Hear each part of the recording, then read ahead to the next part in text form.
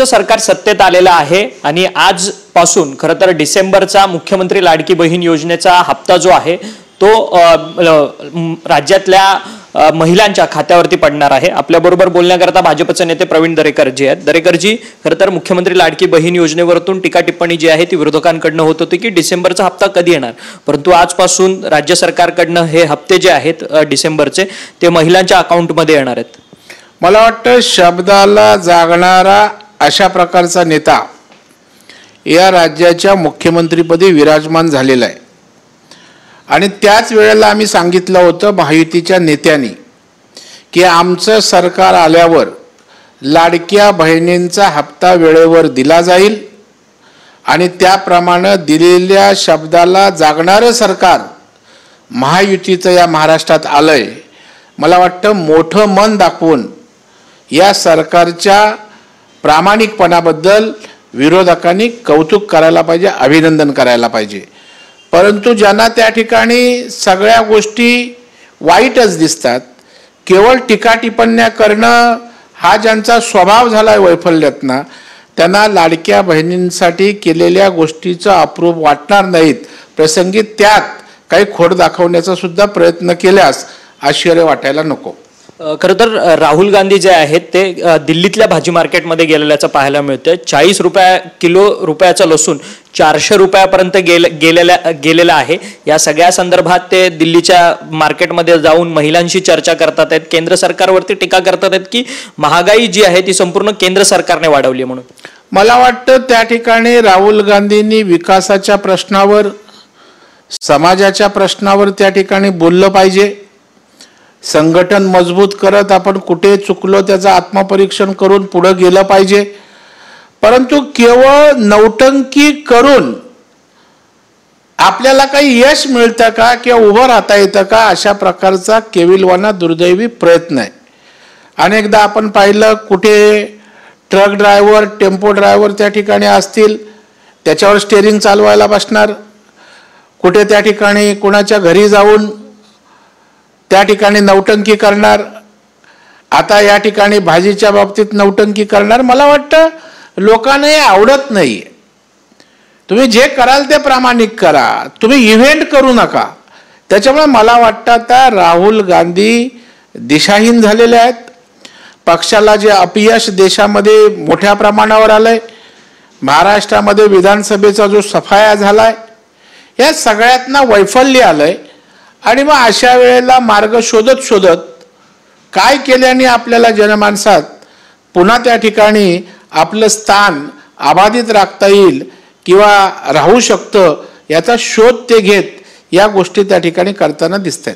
दरेकरजी, निवडणूक आयोगाकडे खरं तर काँग्रेसने आणि महाविकास आघाडीच्या इतर पक्षांनी देखील वाढलेल्या मतदानासंदर्भात आक्षेप घेतलेला होता, परंतु आज निवडणूक आयोगाकडनं 66 पाणी उत्तर जे आहे ते महाविकास आघाडीला देण्यात आलेलं आहे आणि वाढलेल्या मतदानाच्या संदर्भात त्यांनी स्पष्टीकरण दिलेलं आहे। मला वाटतं जे खोटे आरोप ईव्हीएमवर किंवा निवडणूक यंत्रणेवर करत होते ते आता तोंडावर आपटलेले आहेत। कारण तुम्ही ज्या ज्या मागण्या, ज्या त्या ठिकाणी क्वेरी त्या ठिकाणी आपण निवडणूक आयोगाला दिल्यात, त्या प्रत्येक गोष्टीचं तपशीलवार उत्तर देण्याचं काम निवडणूक आयोगाने या ठिकाणी केलेलं आहे। तरी पण यांचा स्वभाव गिरगया तुम्ही टांगूकर, आता आपल्याला चपराक निवडणूक आयोगाने दिले तरी ते असंच नाही, तेच नाही, हेच नाही, हाच डाटा नाही, असं करून रडण्याचं नाटक त्यांचं सुरू आहे। पुन्हा ते करतील। मला वाटतं संविधानानं ज्या संस्था उभ्या केल्या आहेत, ज्या अथॉरिटी निर्माण केल्या आहेत, त्यांचं मानणं ऐकणं हा त्या ठिकाणी संविधानाच्या प्रती आदर आहे। परंतु हे संविधान मानायला तयार नाहीत, लोकशाही मानायला तयार नाहीत, लोकशाहीने निर्माण केलेल्या स्वायत्त संस्थेचा निकाल मानायला तयार नाहीत। परंतु जनतेच्या मनामध्ये त्या ठिकाणी यांनी संभ्रम करण्याचा जो प्रयत्न केला होता तो पूर्णपणे धुळीस मिळालेला आपल्याला या निर्णयातनं दिसतोय। प्रवीण दरेकरजी, खरं तर बीडमधलं जे मस्साजोगचं सरपंच देशमुख हत्या प्रकरण आहे ते सध्या राज्यभर गाजताना पाहायला मिळतंय. सामाजिक कार्यकर्ता अंजली दमानिया यांनी 1200 पेक्षा अधिक पिस्तुलाचे लायसन्स, बंदुकाचे लायसन्स जे आहेत ते बीड जिल्ह्यामध्ये देण्यात आलेले आहे आणि इतर जिल्ह्यांमधली आकडेवारी काढली गेली तर तिथे 200 काही 50 असे बंदुकीचे लायसन्स आहेत. या सगळ्या संदर्भात आक्षेप जो आहे तो त्यांनी नोंदवलाय.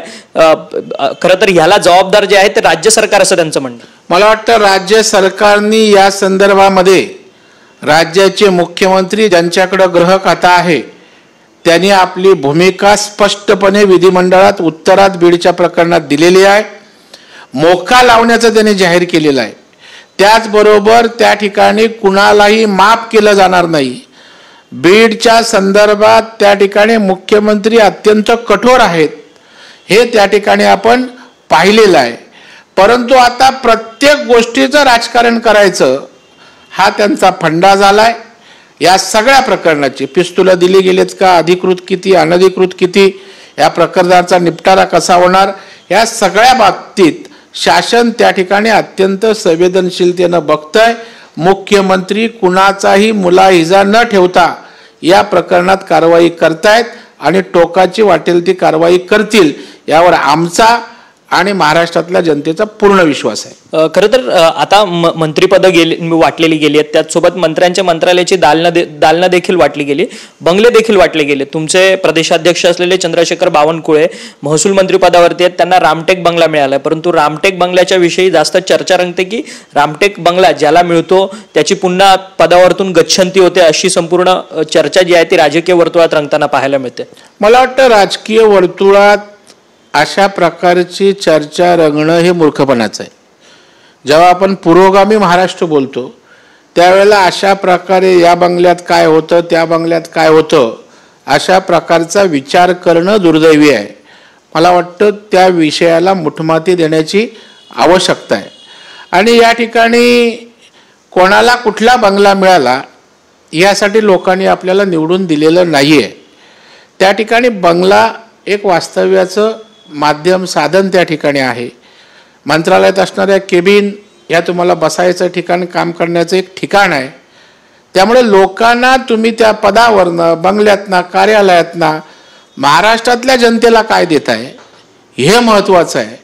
आणि मला काय मिळालं यापेक्षा महाराष्ट्रातल्या जनतेला मी मंत्री झाल्याने काय मिळालं हे अत्यंत महत्त्वाचं आहे. आणि ते काम आमचे सारे मंत्री करून दाखवतील किंवा दाखवावं अशा प्रकारचं या ठिकाणी आम्हाला विश्वास आहे. तशा प्रकारची आग्रहाची विनंतीसुद्धा त्या ठिकाणी राहील.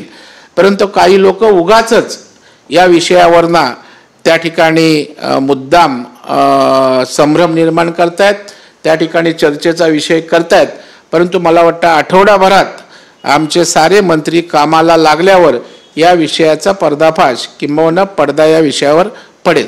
खरं तर पण चंद्रशेखर बावनकुळे हे तो बंगला स्वीकारतील का? कारण की पंकजा मुंडे आणि चंद्रशेखर बावनकुळे यांच्यामध्ये चर्चा झालेली असल्याची माहिती मिळते की बंगला अदलाबदली करण्याच्या संदर्भात. आता काय बावनकुळे साहेबांनी मला काय पॉवर ऑफ अटर्नी दिलेली नाही किंवा ते स्वीकारतील नाही स्वीकारतील याचं उत्तर तेच देऊ शकतील. त्याच्यामुळे जो विषय माझ्याशी संबंधित नाही तो विषय मला वाटतं त्यांनाच विचारलेला बरा.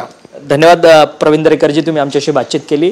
दरेकरांनी आपल्यासोबत सगळ्याच बाबतीत स्पष्ट उत्तरं दिलेली आहेत. खरं तर चंद्रशेखर बावनकुळे हा रामटेक हा बंगला स्वीकारणार की नाही हे चंद्रशेखर बावनकुळे यांनाच माहिती आहे असं जे मत आहे ते प्रवीण दरेकर यांनी आपल्याशी बोलताना केलं. व्हिडिओ जर्नलिस्ट रोशन गायकवाडसह अक्षय मंकणी, TV9 मराठी, मुंबई.